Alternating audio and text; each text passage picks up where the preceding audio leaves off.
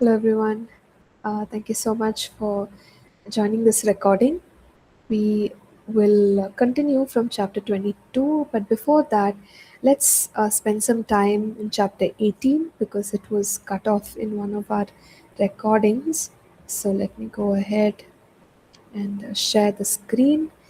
Chapter 18 is about phrases from the Bible which need to be understood in their context. So it speaks about understanding various terminology as well as phrases. The first one given here is inquire of the Lord or inquired of the Lord, and based on how it was used, we recognize that this is about making decisions based on God's leading. So Rebecca inquired of the Lord, the priests inquired of the Lord, uh, and you have David inquiring of the Lord. So based on all of these contexts, we are able to conclude that this is to seek after God for His directives. And today we know that as New Testament or people under the New Covenant, we don't necessarily have to do it the way people did it in the Old Testament, which is to run after a prophet or to also go to a priest. We have the Holy Spirit dwelling inside of us who can guide us and who can speak to us. So let's continue to look at some more phrases of this kind. Bless the Lord. What does bless the Lord mean? Bless the Lord is a phrase which comes out of the Psalms, and it means to offer glory, offer praises, offer honor, and magnify our God. The next one is the Holy One of Israel. It is found 31 times in the Bible and 25 times in the book of Isaiah itself. And what this means is uh, the revelation of the holiness of God. So, Isaiah, after uh, realizing the holiness of God, he refers to God as the Holy One of Israel with awe and reverence. Now, daughter of Zion and daughters of Zion. So, daughter of Zion, it's the literal term there, Zion, has to do with the city in Jerusalem, and thereby, even uh, when we say daughter of Zion, it's a poetic kind of language, and it does not mean that it's only referring to that specific city in Israel, but it refers to inhabitants of Jerusalem or the people of Israel as a whole. So, when daughter of Zion is used, God is speaking to his people, and that is Israel. And he's talking to them about his covenant, his relationship, so on and so forth. But when we look at the term daughters of Zion, it means a group of women, right? A collective women in Jerusalem or Israel. So that would be the difference between both of these words. Next, the hand of the Lord. This kind of language is used especially in the book of Ezekiel, and it means the power of God, the authority of God being operative in Ezekiel's life, the presence of God, empowering him, anointing him, and in other places in scripture. The references are all given here. uh, the hand of the Lord would mean judgment and discipline.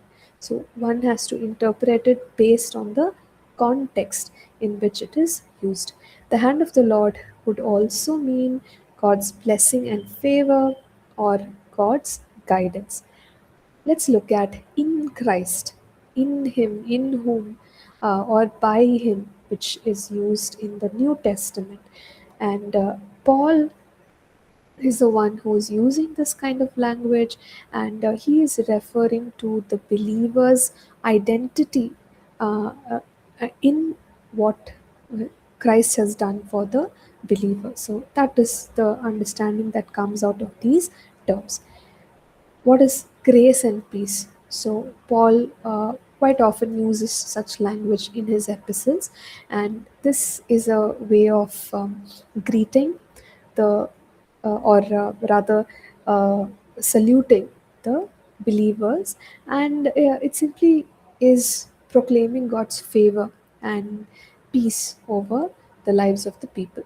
And so that's the meaning of these terms. Moving ahead, mystery or mysteries, it's used in various places and understood as per its context. So one is unveiling of previously hidden truths, uh, which now have been made known. Secondly, the mystery about Christ and God's glorious plan, the plan and purpose of God for the human race, the church being a mystery, uh, uh, and it is now unveiled to the angels, the mystery of lawlessness, and the speaking of mysteries, which is about speaking in tongues. So that last part is very different from the others. The usage of the word first fruits. So we see it 7 times used by Paul, James, and John, and the understanding is the first set of believers, or the first group of people who believed, are called as first fruits in the New Testament. And then praying in the Spirit. So we can see this terminology used by Paul, and praying in the Spirit is likely, or it is rather, praying in tongues.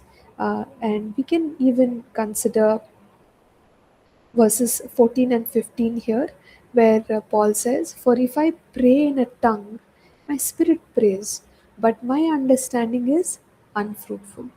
So he's praying in a tongue and his understanding is unfruitful. But what is happening is his spirit is praying. Now let's look at verse 15. He says, "What is the conclusion then?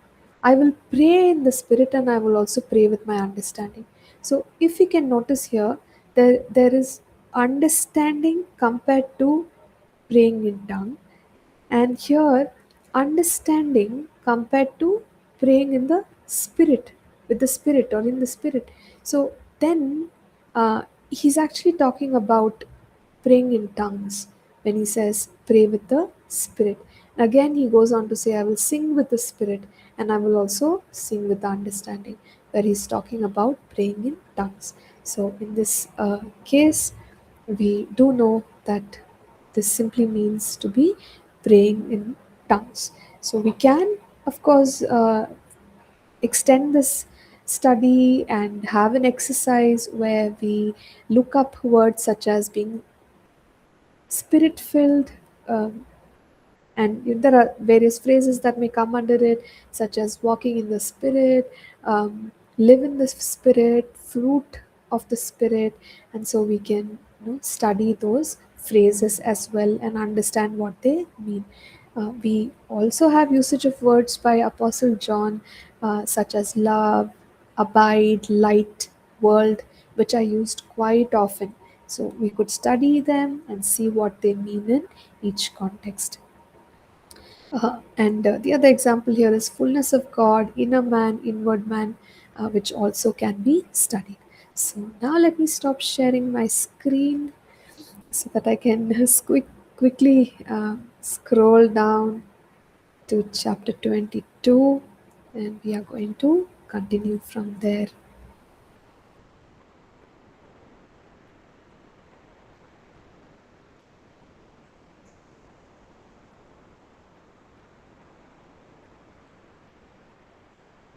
Okay,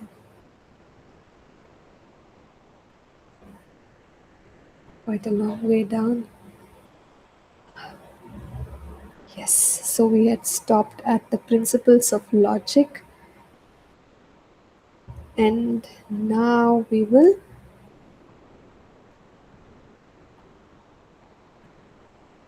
okay start with when the Bible is silent. And let's hope that we are able to complete all the chapters in this session.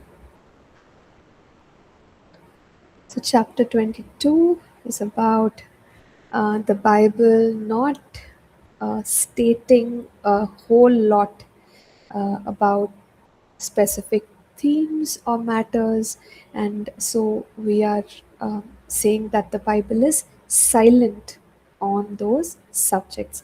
So, when the Bible is silent, how should a person who's interpreting the Bible deal with it?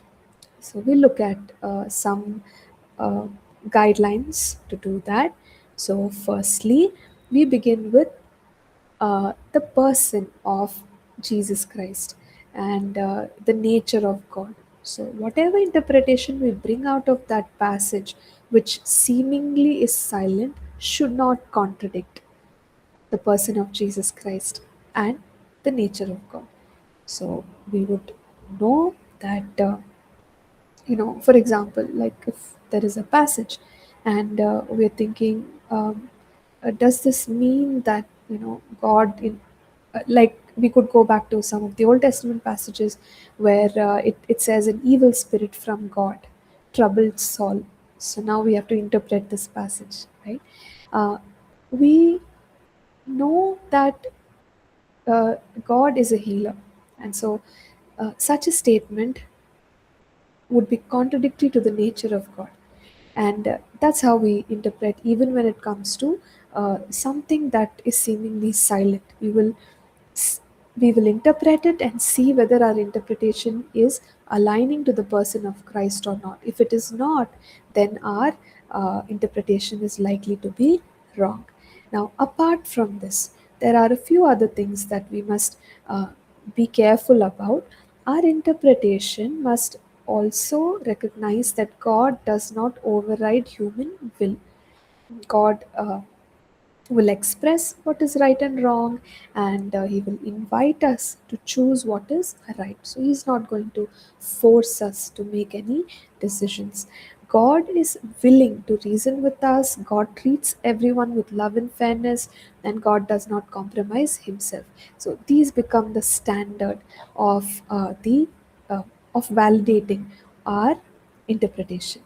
Next, we will look at related scriptures because that particular passage is seemingly silent, or the theme does not have a lot of information in the Bible. So then, what can one do? We will look at all connected passages to see about how much revelation there is in the Word of God about that subject that we want to learn about. The next is to use the best judgment, uh, where once we've come to our conclusion based on the nature of God, based on all the related passages, what logical principles can I apply? How could I interpret it in such a way that uh, the interpretation would be beneficial, it would be fair, it would be good, which would bring respect and honor and blessing to people around. So, in this way, we use our right judgment as well to come to conclusions about the so called silent passages. So, now let's look at the examples. What about smoking? Where does it say in the Bible that thou shalt not smoke? Right? So, then the Bible is silent. But is it really silent? We can use what we've discussed earlier to figure out what is the Bible actually saying, even though there is no direct scripture. We know that God has created our bodies, God heals our bodies, and that smoking is injurious to health. Even this is what the medical sciences tell us. And so, what we do is, sorry, we are applying. Firstly, God is for our body, and so we shouldn't be harming our body. And we do know from related passages where the Bible says that the body is the temple of the Holy Spirit. So the Holy Spirit is indwelling my physical body, and so I need to honor my body. I need to use my body as a vessel to honor and glorify God. So these are the related passages, and logic and the right way of thinking says that even medical sciences forbid us from habits such as smoking. So then we have a conclusion about this theme called as smoking cigarettes, and we can very reasonably say that it's not a good habit, and as believers we must stay away from it. Now the next subject or topic would be tattoos,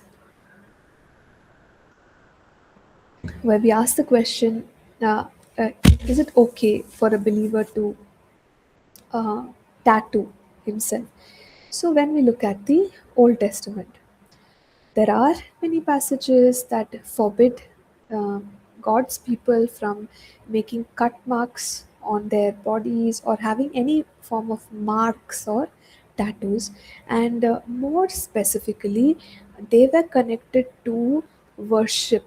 So when people did that, they were expressing worship to other gods.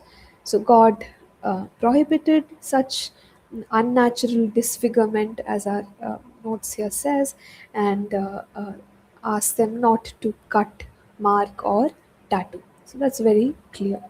But now, we would go to the New Testament and see whether the Bible is actually speaking about these kind of practices and stopping the people. So the New Testament does not necessarily address this quite directly. And so we can look at related passages, and related passages say that the body is the temple of the Holy Spirit. And so, if tattooing would cause any form of harm, then we wouldn't do it. And Yes, so that's how we would look at it. But we do know that in the current times, people tattoo for the sake of expressing themselves, or maybe uh, some form of art, or something, but not necessarily as a religious practice. So if, let's say, somebody had done it before they became a believer, it's very difficult for them to change it now because it's already on their body. So once they become a believer, we don't have to hold it against them, but we move forward because we know that they have consecrated themselves, spirit, soul, and body, even if their body continues to have some tattoos, and we just honor them just the way we honor other believers, and we don't judge those who may have tattoos. Now, even if somebody does tattoo themselves after they are a believer, the same logic would apply, where we would just consider that as their personal choice. If they choose to maybe tattoo the cross, or tattoo the Bible, or a scripture on their bodies, they're not doing it to worship other gods. They, maybe in their minds, they are wanting to glorify God through those tattoos. So it's a very tough call to judge them and uh, you know prove them guilty. So it would just be better to uh, not really worry too much about it, and not judge them for what they have done, and also to say that uh, you must not tattoo. So if we do say that one must not tattoo, then we need to take on all the ceremonial uh, practices, cultural practices, as well as dietary restrictions given in the Old Testament, because tattooing is a part of that. So the Bible also speaks about priests not wearing any other garment other than linen, such that they don't sweat. But uh, today's people who serve the Lord don't actually follow that. They do wear any garment that they prefer. So if we have to enforce the matter regarding tattoos, we would also need to enforce everything else, such as priests wearing linen, women not wearing men's garments, men not wearing women's garments, and there are so many other things, that there should be no bald place on the heads of the priests. So that was a requirement under the old covenant. But today we don't really enforce these other things, and so we are saying that if at all anyone chooses to tattoo, then we can't judge them. But here's my personal take, and I would just say that if one is a believer and they are considering tattooing, even when people go and get tattooed, they can catch some pretty dangerous infections. So it might just be a good thing to avoid such practices. That's my personal opinion. Anyway, we move ahead. The next subject here is genetic research and other advancements. What does the Bible say about it? Some people consider the incident in the life of Jacob, when God gave him an increase in his flock. But we know that he did not use any scientific method, or any so-called logical principle. God blessed him and increased him, and that was the real reason why his flock multiplied. But then, what about uh, genetic sciences today? So we would go back to the principles that we discussed earlier and say that we can consider the nature of God, related passages, and like a good judgment. And we know that through these modern day sciences, a lot of advancement has come through. There have been discoveries of or innovations, and coming up with good medicines, good therapies, and diagnostic processes, practices, which are doing good to the people. So, if that is the case, then there's really nothing wrong with such a science. But yes, we need to be careful that there is no harm done to people, or animals, other resources, and so we would not discourage an exploration in genetic sciences. And we know that genetic disorders, cancer treatment, fighting infections, regenerative medicine, pharmacogenomics, and prevention of genetic diseases, the list goes on. All of these things have been, um, like, there's improvement in these things, and which is a good progress. And so, though there is a debate, we would say by applying these principles, we can engage in genetic research. So, some scriptures for us to consider, one is from Isaiah 28, verses 23 to 29, where the Bible talks about how God gives us understanding, how God helps us to research and identify new things. And so, if that's the capability that God is giving us, why can't we use it for the betterment of people around us? And we do know that we are the stewards of the earth, and if we can engage in sciences the proper way, it can protect, preserve, and bring increase. We also know that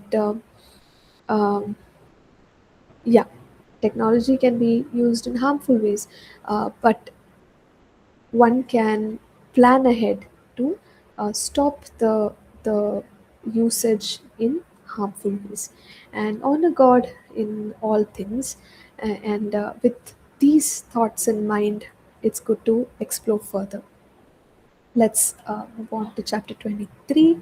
Chapter 23 is about applying God's word, and we see here that God calls us to not just be hearers of His word but apply His word. We have two uh, uh, like sections, one from the book of Deuteronomy, and then from the book of James. I'm not going to read through these passages because of paucity of time, but uh, we see an encouragement here that one needs to obey God's word, not just be a hearer of the word, but also obey the word of God. So, application is basically doing, and application follows interpretation, which is understanding of God's word. That's why we have this entire course on understanding uh, and interpreting scripture. So, what are some guidelines for application? Build application on correct interpretation. So, whenever we do it the other way, it can cause harm.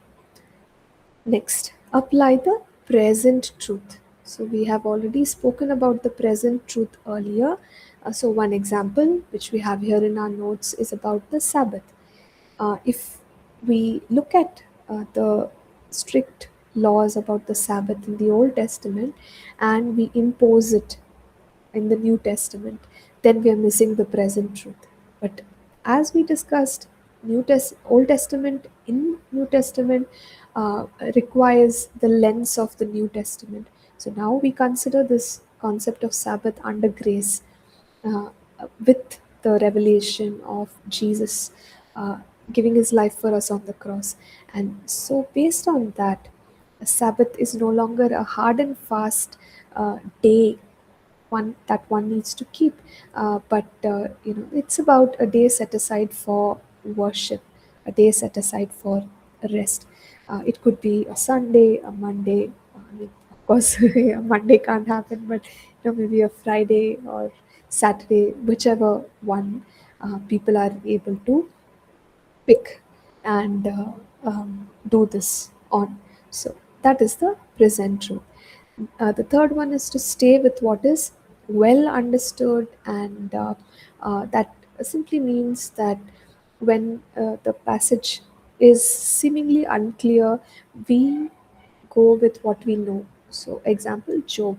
Job went through a lot of difficulties and afflictions. So, immediately the tendency is to think that God puts us through a lot of difficulties. But we stick with what we know, and we know that God is a deliverer, God is against Satan, and therefore it cannot be God who went and afflicted Job to really trouble him. So that is how today we would work with the revelation of the cross that we carry, and that helps us to interpret passages more accurately. We stay aligned to the revelation of Jesus Christ. We determine God's ways of working today. We rely on the Holy Spirit, and uh, we then apply the word. So, just an encouragement once again to spend time in God's word, to study it, meditate on it, and believe in it. So, with that, we yes, speak it, practice it, and teach it as well. So, with that, we come to an end of chapter 23, and we will pick up chapter 24 shortly. We'll first go ahead to chapter 25, complete it, and then come back here. So, please do bear with me as I scroll to the end of this course.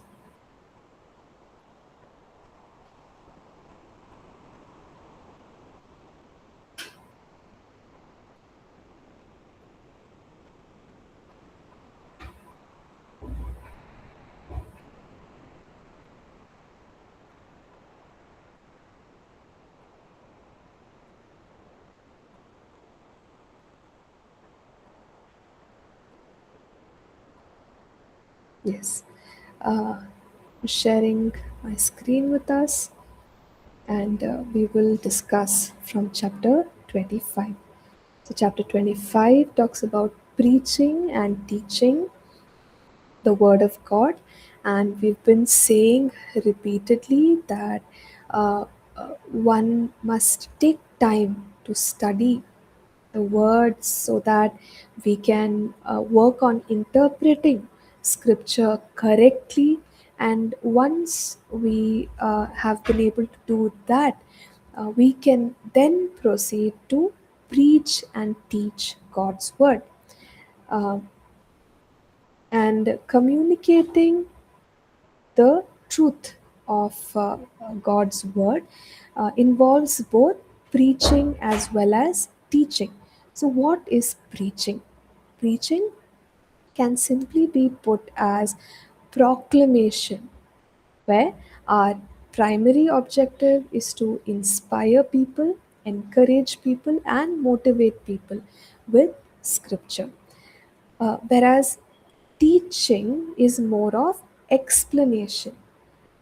And here, our primary objective uh, remains the same but has an additional uh, uh, aspect to it, and that is to explain, clarify, and instruct.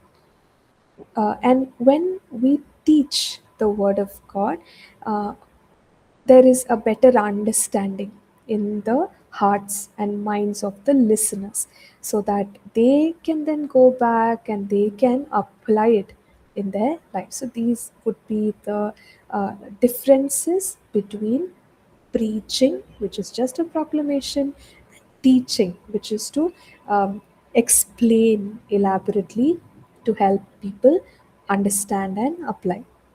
So now let's look at the various ways in which one can prepare a sermon and go ahead and preach and teach. So the first method is what we call as expository, and this involves explaining and applying a specific passage of scripture. So one could take up maybe a book, and if we take for example the book of Acts, and we could go through the book of Acts section by section, chapter by chapter, and explain it, interpret it accurately and explain it to the people. That would consist of expository teaching. The next method or the way in which one can do teaching would be topical, and this involves taking up a certain theme and then using various scriptures and addressing the related issues, and establishing people in the truth about that particular topic. The next is textual, and this would consist of focusing on a single verse or a short passage, and bringing up a teaching to encourage people. The next would be narrative, and that is to tell a story of a biblical event or a character. The final one here is inspirational, and this is directed more towards specifically inspiring, encouraging people, and calling them to action, and put their faith out there and see outcomes. And so that's more on the inspirational side. So these would be the various categories that one can use uh, and prepare sermons along these lines, and then go ahead and minister. So, when we are sharing God's word, it could so happen that we teach the doctrines, the truths, the principles as we have learned it over the years, and repeat, remind, and even review uh, the truths from time to time.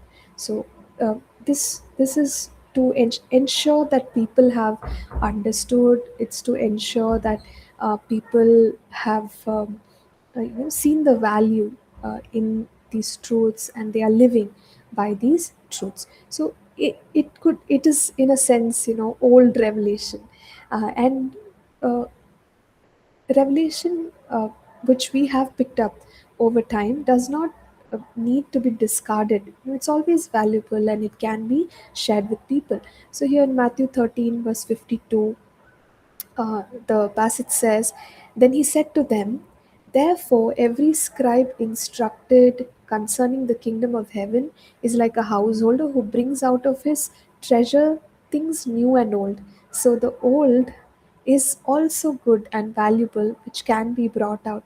And sometimes the truths we know are worth repeating often. But then there are times when God gives us fresh new revelation, and we can refer to that as new, and bring that out as well to preach, teach, educate, inspire, and set people to action. So that is how we can minister. What are the objectives in preaching and teaching? We can go with the objectives that we have discussed earlier, and depending on the situation, like firstly, if people are unbelievers, then we can uh, proclaim or preach so that they can come to know Christ, and be led by the Spirit to make a decision for Christ. Or if they are believers, then we preach, we teach, in order for them to be established in the truth of God's word. So this is what the continuing passages here talk about, and I'll just move ahead to this part here, which speaks about equipping believers for the ministry. So, one is establishing believers in the truth of God's word, but also ensuring that they have what it takes to serve the Lord, and to do the ministry that God has called them. So, this is the purpose of uh, preaching and teaching. Now, what are some uh, simple practices when it comes to preaching? Preaching, we usually refer to preaching as homiletics, and we do have a course in our second year that will help us understand and learn more about this topic. So, here are some simple practices. First is preparation.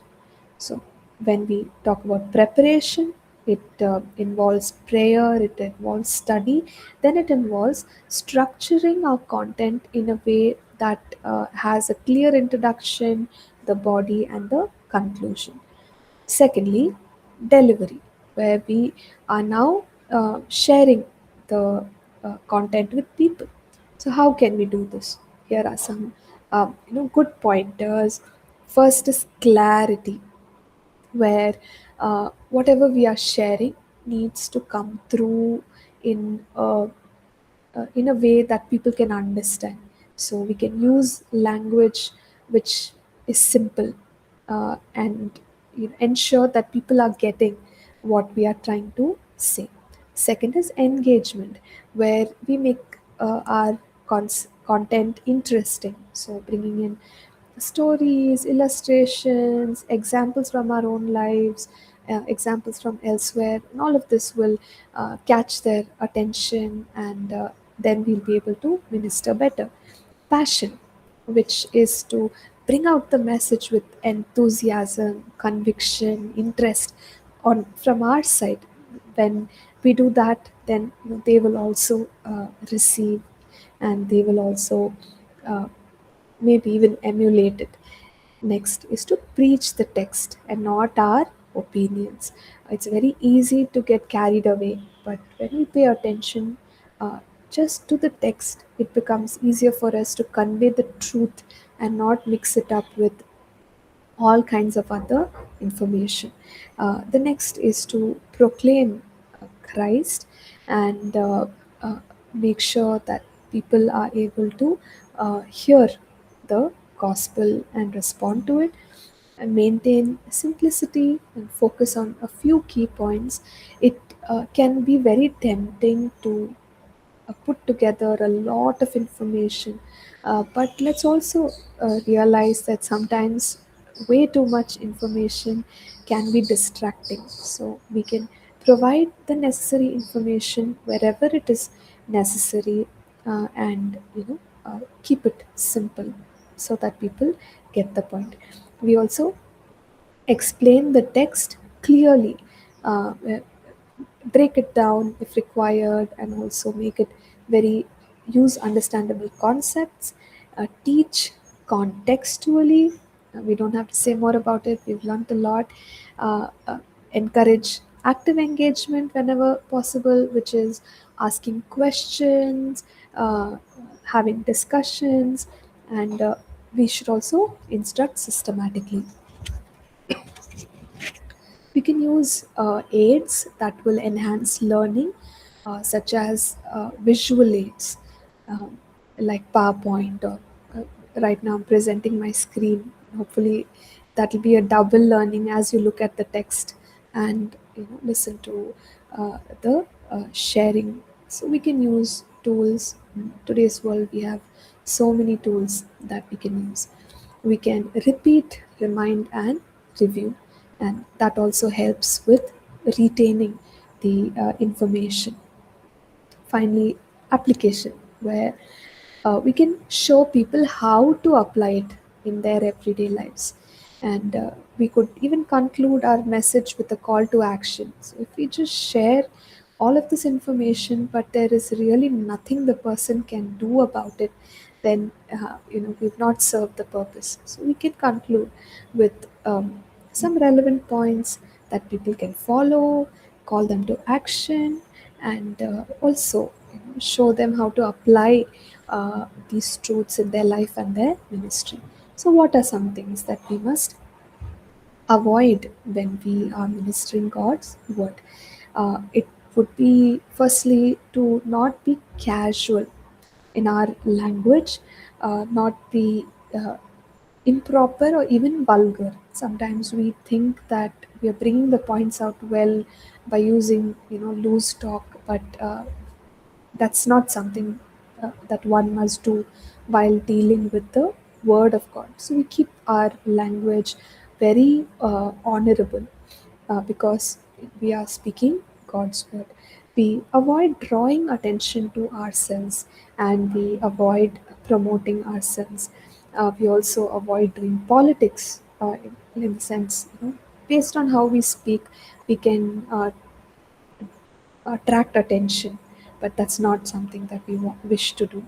We're there to share God's word, and let's do that.